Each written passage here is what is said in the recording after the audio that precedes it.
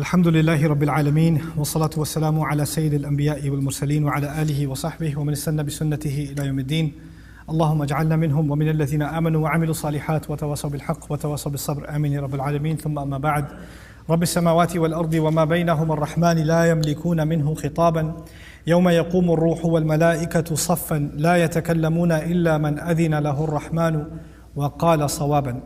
رب اشرح لي صدري ويسر لي أمري واحلل عقدة من لساني يفقه قولي آمين يا رب العالمين. We are now, alhamdulillah, at the tail end of Surah An-Naba. These are the last few ayat of Surah An-Naba. Allah Azza wa Jal described how He is a merciful and exceedingly loving master, but within the same ayah there's a quick iltifat, there's a quick switch back to the scene of Judgment Day. But this is the second time Judgment Day is being described.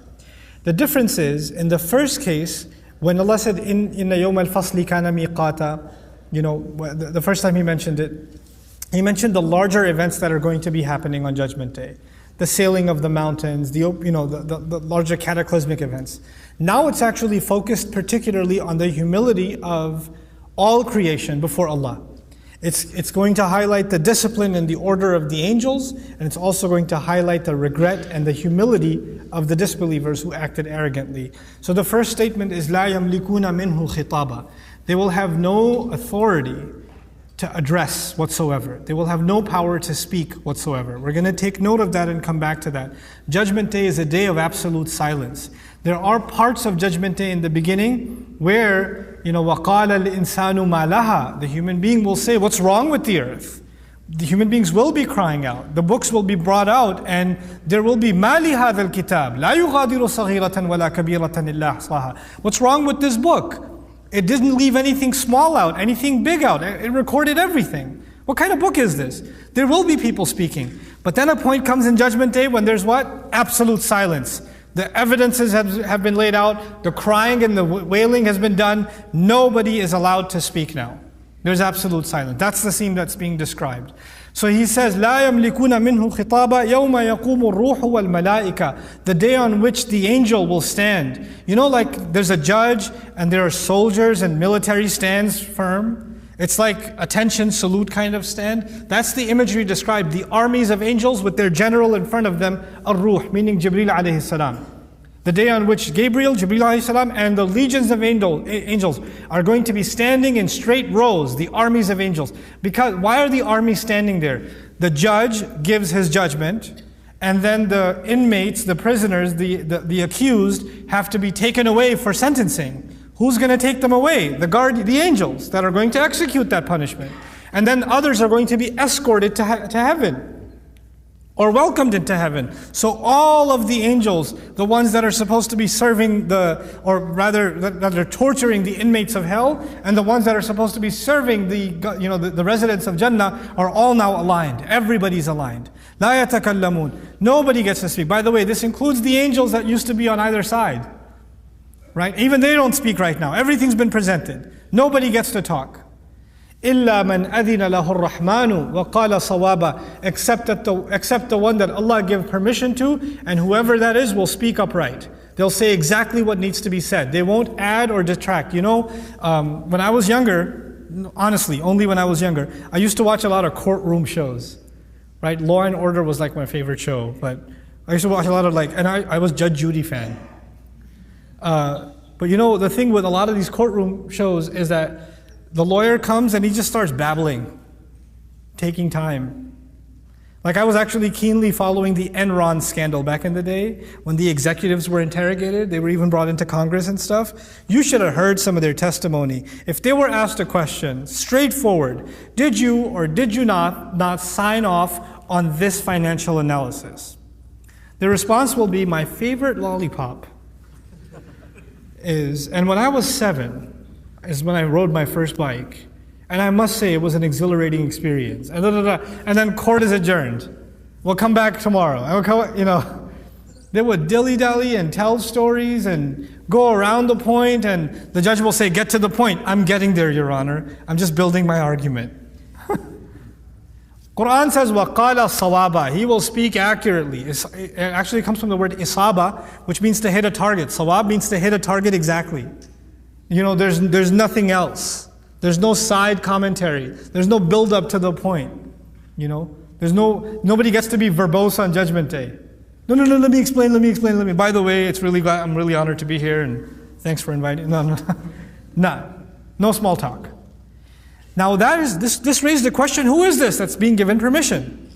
One interpretation of this, and it applies, is that on that day nobody will get to speak except the one sallallahu alaihi wasallam who has been given maqaman mahmuda, the praised station. And there is in fact a dialogue. If you'd like the details on that, I like to keep them in one place so I can refer people. When I did my durus on Ayatul Kursi, which are part of the Ramadan series, I went through that hadith in detail.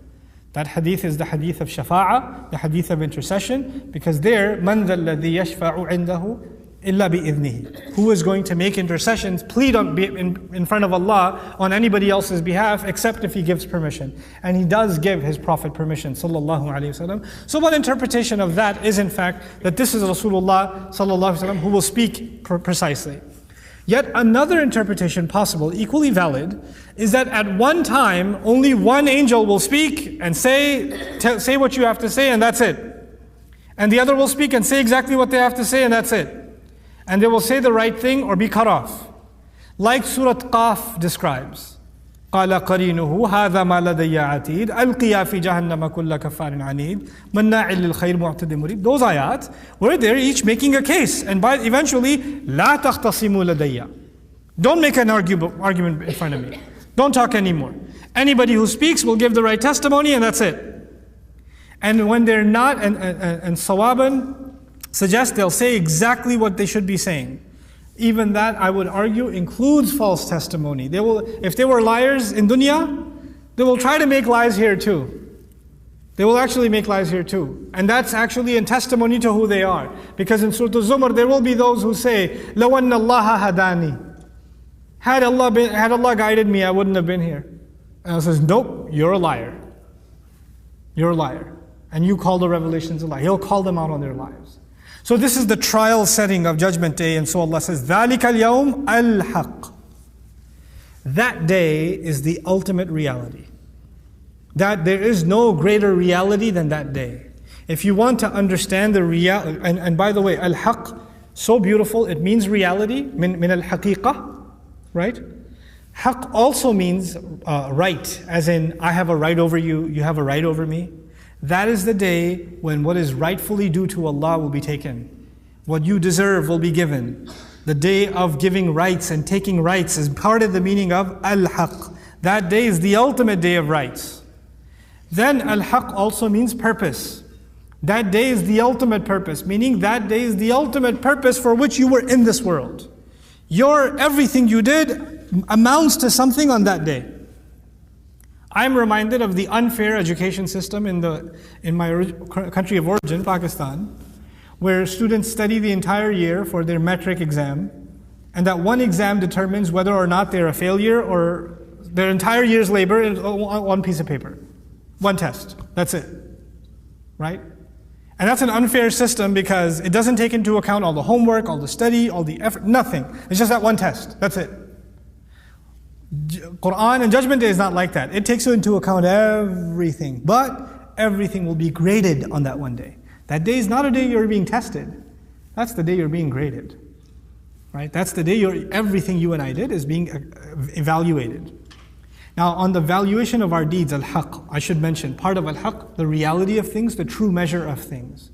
So everybody here prayed. We just prayed all together. But are our prayers going to count the same in front of Allah? No.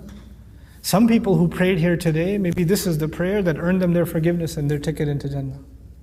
Some people who prayed here today, may Allah make it none of us, may be worth dust. Nothing. Their mind wasn't in their prayer, their intention wasn't in the prayer. I'm just here because my mom made me come. Because she keeps making me listen to the Nowman Khan videos. I'm stuck here right now. And I'm snapping about it because I'm stuck. But their prayer is worth nothing to Allah. Mom's happy they prayed. Allah isn't. Because they didn't pray for Allah. You know? The reality of what we do, the good that we do and the bad that we do, anything that we do, there's an obvious, you could see it, and there's a truth behind it.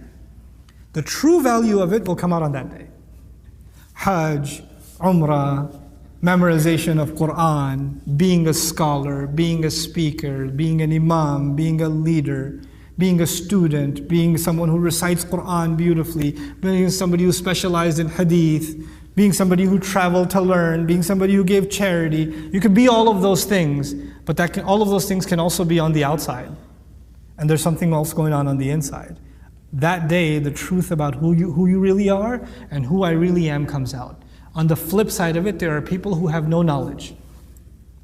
They don't know any Arabic, they don't know how to recite Quran, they don't even have a beard, astaghfirullah al-azim. She doesn't even wear hijab, but they were seeking about Allah, and whatever little they knew, they were working on. They were even praying in English, la hawla wa la quwwata illa billah, even worse, Spanish, And they died like that.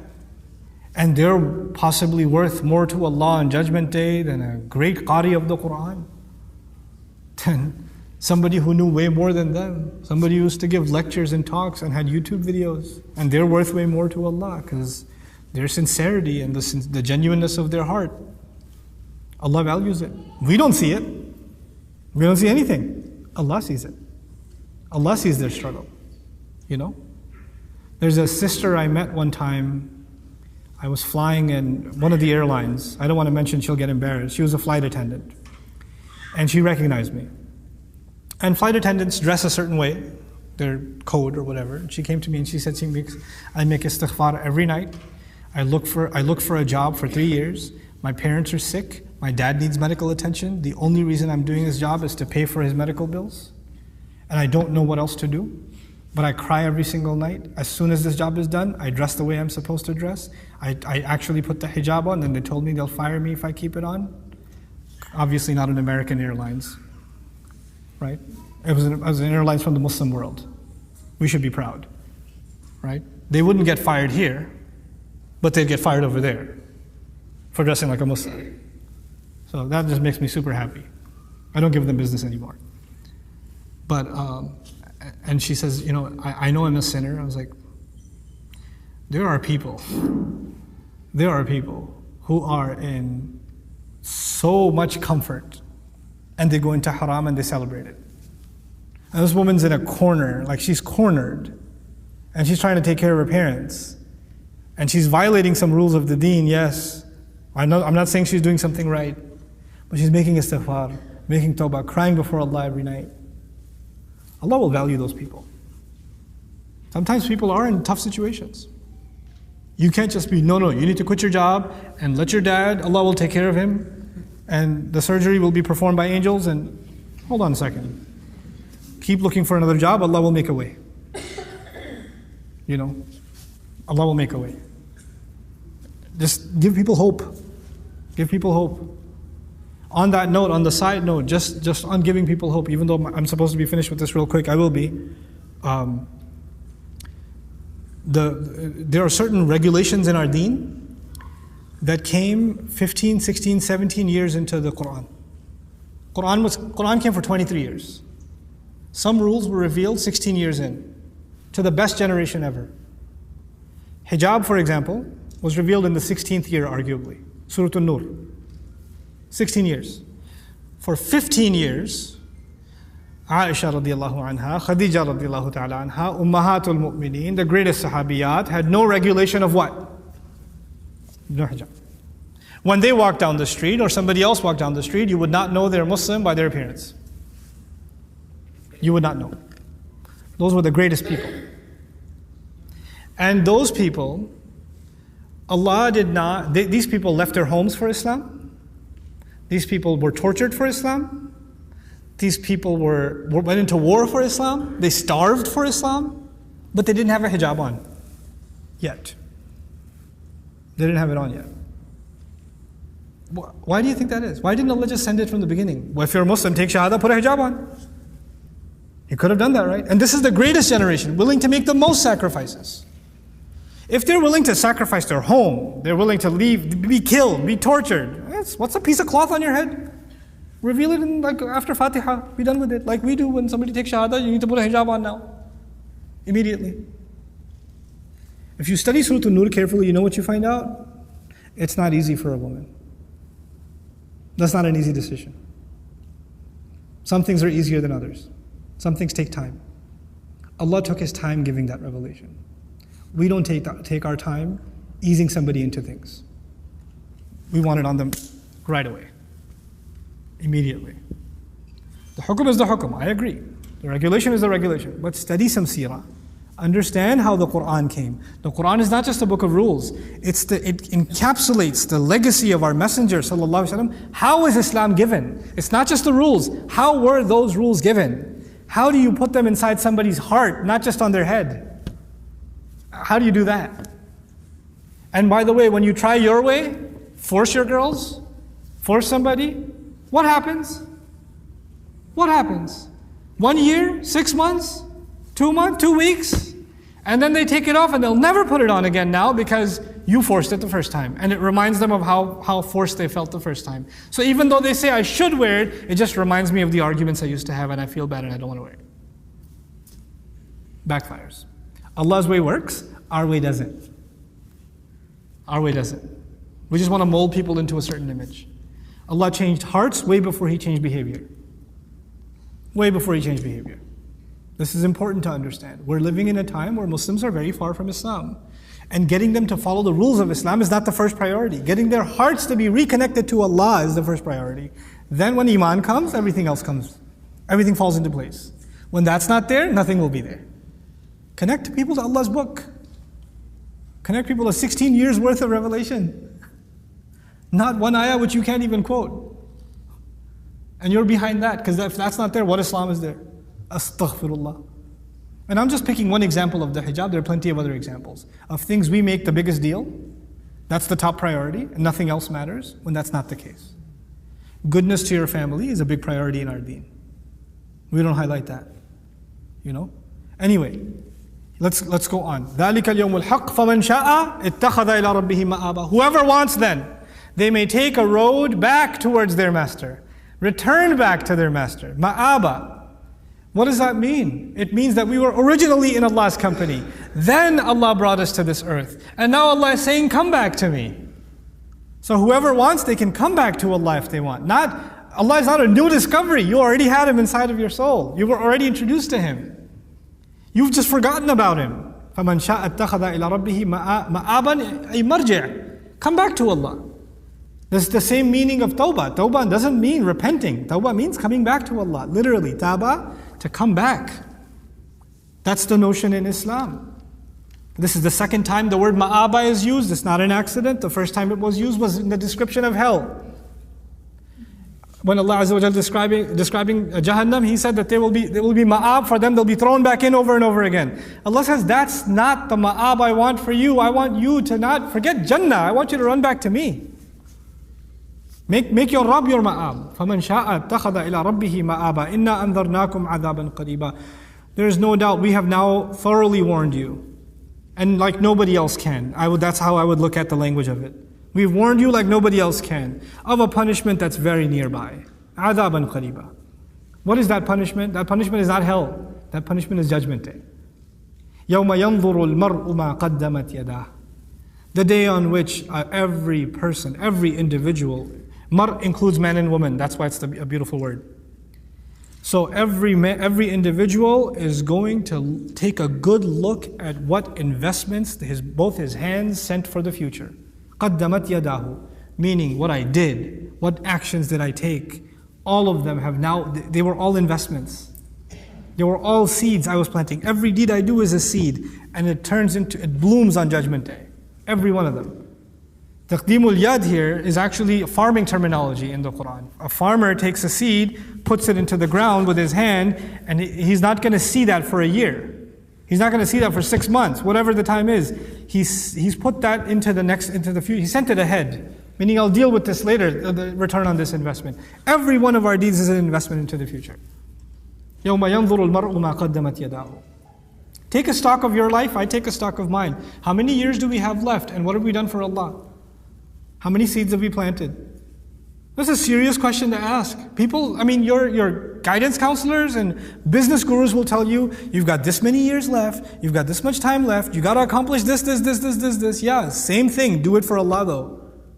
Like, when have you done your audit for Allah? Like, what have I done? I'm heading there. Whether I like it or not, I'm going to meet Him. That appointment is set. I just need to be ready for it. What have I done to prepare for that meeting? يوم ينظر المرء ما قدمت يداه ويقول الكافر يا ليتني. The disbeliever will say on that day, the ingrate will say on that day, oh, if only I was just dirt. كنت ترابا. I was just dirt. In other words, if only I was never resurrected. If only my wish that there is no afterlife was true. Because then I could stay dirt. I wouldn't have to get up. Why did there have to be a resurrection? Because from the dirt we will rise again, isn't it? And He says, can I just stay dirt? Can I just die? Can you just kill me again, please? That's what He's saying. Other places in the Quran, لا تدعوا اليوم ثبورا وادعوا ثبورا كثيرا. Don't beg for death. Beg for death over and over again. Quran will tell him. Why are you begging for one death? I'll give you لا يموت فيها ولا يحيا. You don't get to live, you don't get to die. That's what's going to happen with you. Here He says, if I could just stay dirt, if I could just stay decayed bones and crusted away, forgotten, that would be so much better. He'll prefer death. SubhanAllah. Now, as I leave you, I'll share with you the overall beautiful, beautiful architecture of this surah. In my estimation, the surah can be broken up into 5 distinct parts. The first part, if you remember, were people questioning Judgment Day. عَمَّا يَتَسَاءَلُونَ عَنِ النَّبَإِ الْعَظِيمِ الَّذِي هُمْ فِيهِ مُخْتَلِفُونَ. That passage, right? That's one passage. Then Allah described how this life was created in pairs, and pairs create new life. And He made us look all around us, the mountain, the earth, the sleep, the tent, all of it, right? And then the rain and the produce coming out in the gardens. That's your second passage. The third passage is إِنَّ يَوْمَ الْفَصْلِ كَانَ مِيقَاتًا. The day of separation.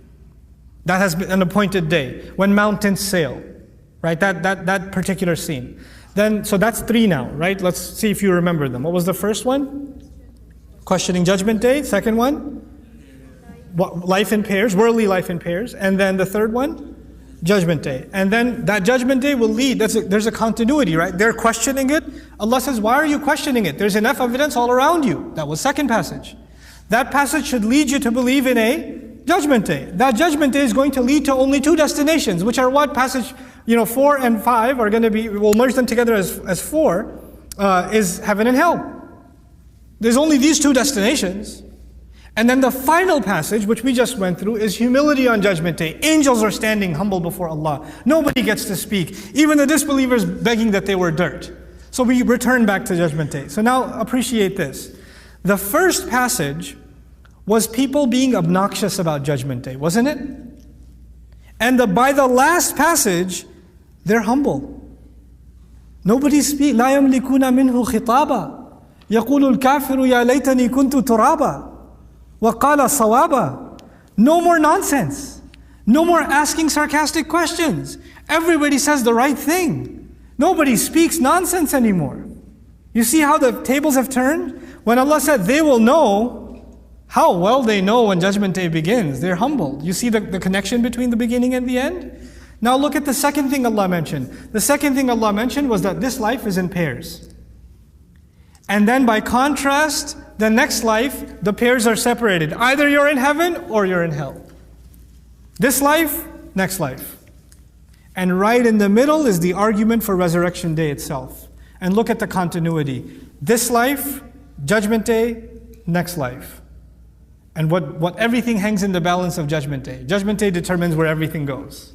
The evaluation of the previous life and the reward of the next life. SubhanAllah. It's a perfect symmetry centered on one thing, centered on Judgment Day. And if you realize that, you'll realize something else about this surah. It began with Judgment Day, questioning it. It ended with Judgment Day, the humility of it. And the center of it is also Judgment Day. It's this perfect literary symmetry in the Quran. May Allah Azza wa Jalla help us appreciate the beauty and the power of His word. Barakallahu li wa lakum fil Qur'an al-Hakim. Wa nafa'ani wa iyyakum bil ayat wa dhikr al-Hakim. Wassalamu alaikum wa rahmatullahi wa barakatuh.